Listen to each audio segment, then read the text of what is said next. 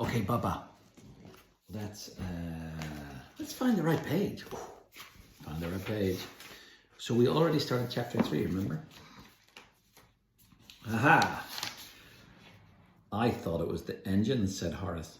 Nope, said Bulkhead as he shook his head. We're all wind-powered. He grinned. Come on, me hearties, follow me and see for yourselves. That's where we left off, because they're going to find out how this ship floats. Okay, Echo and Horace looked at each other and shrugged, then ran after Bulkhead, who had grabbed a bunch of keys from the captain's quarters and swung himself down the hatchway to the below decks, his shiny brown head disappearing into the darkness.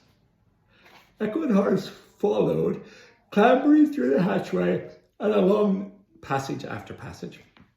As they descended through the ships, the portholes grew smaller and the corridors darker.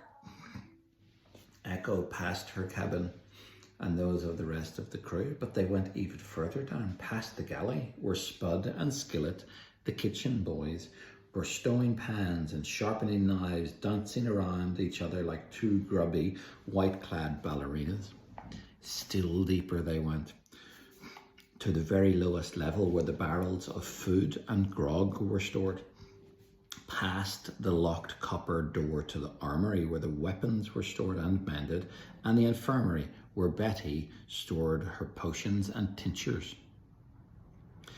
In the 3 months she'd been aboard the Scarlet Margaret, Echo had explored every bit of the ship, or so she thought.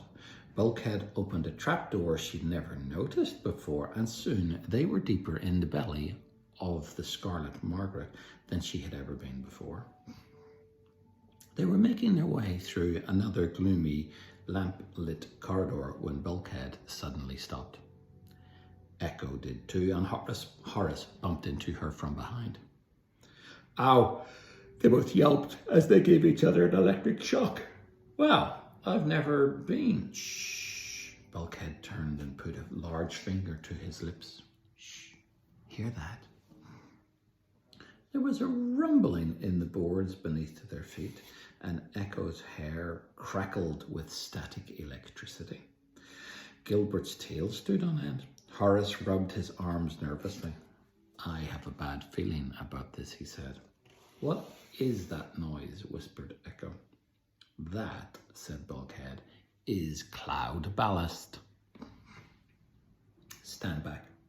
He dropped to one knee and drew back the bolt on a final trap door in the floor. He cocked his head and tapped his ear as a rumbling sound came from below, rattling the floorboards beneath them. All the hair stood up on Echo's arms. An excitement fizzed through her. Bulkhead pulled on the iron ring and flung open the hatch with a flourish. All three of them peered inside. Beneath them, in the deepest recesses of the ship, the hold was filled with huge, writhing, grey masses held in glittering nets. The grey things pulled and strained at the nets they were trapped in as if to get free. What do you think? Asked Bulkhead with a grin. What are those? Said Echo, leaning further in. Stand back, said Bulkhead. You don't want to get singed. A sudden white zigzag of lightning fizzed across the chamber and lit Echo and Horace's faces as they peered down. The air sizzled with electricity, and Echo breathed in the smell of ozone and burnt toast. But they're clouds, said Horace, whose blonde hair was now standing completely up on end. Wait, are they thunder clouds? On end. Exactly, said Bulkhead. Thunderclouds. That's what the rumbling was. Echo's mouth dropped open in astonishment. Yep. Bulkhead put his hands on his hips and puffed out his chest proudly. Caught by yours truly.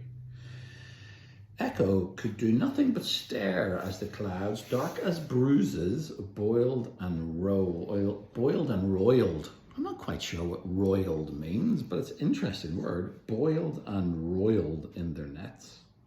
As she watched, another shard of lightning shot from one end of the chamber to the other. It was Lil's invention, said Bulkhead. Clouds float, see, so if you catch them and stash them down here, they make the ship float too. No need for lifting gas, and the thunderclouds generate electricity too. With a bit more work on the generator, we'll be able to stop using coal power altogether. That's good. It's more ecologically friendly, isn't it? It's green if they're not using coal, because coal, when they burn it, makes like all of the dirt and the dust into the sky, and it's not very good. It poisons the sky.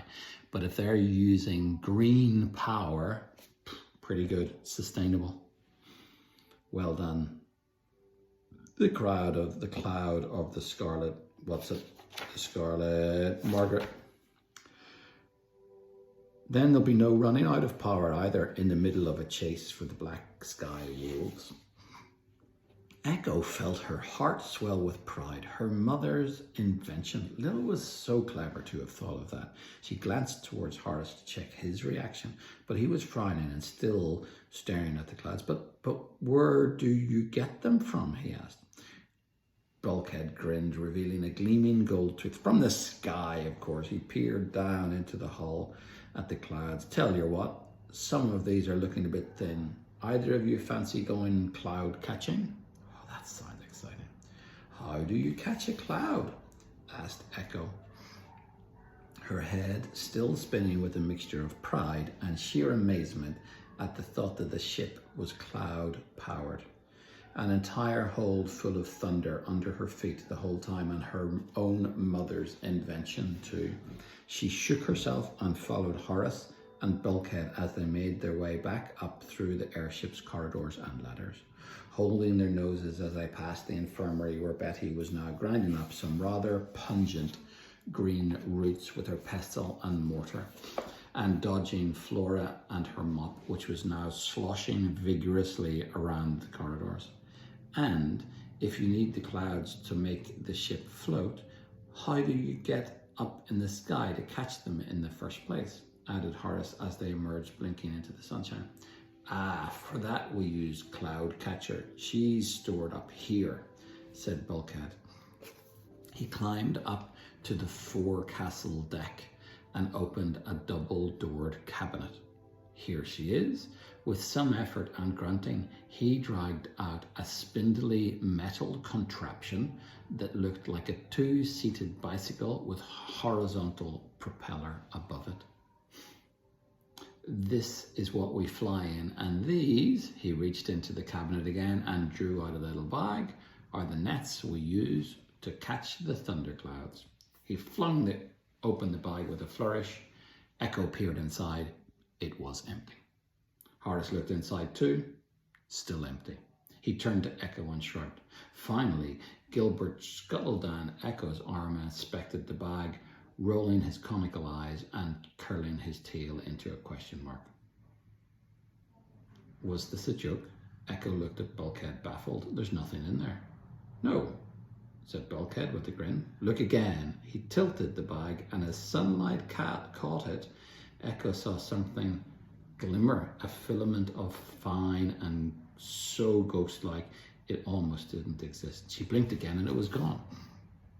Wait, she said, I saw something. I did. Bulkhead grinned again. Try touching it. Echo reached into the bag with one hand, scared of what she might find. Her fingers slid over a net of threads. It was like an unexpected cobweb touching your face in the darkness. It was the sort of sensation that made all the hairs on her back of her neck stand up. Horace reached in too. They looked up in wonder. What are they? He asked.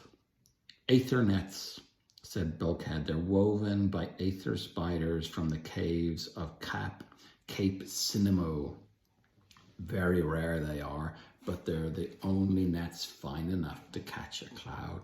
He lifted out one of the almost invisible nets, folded it and tucked it into his pocket.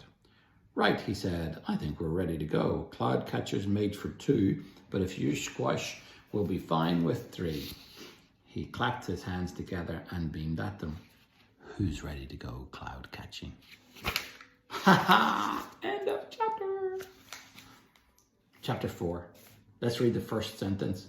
Bulkhead squatted in front of Cloud Catcher and inserted a metal handle in a slot on the nose of the vehicle.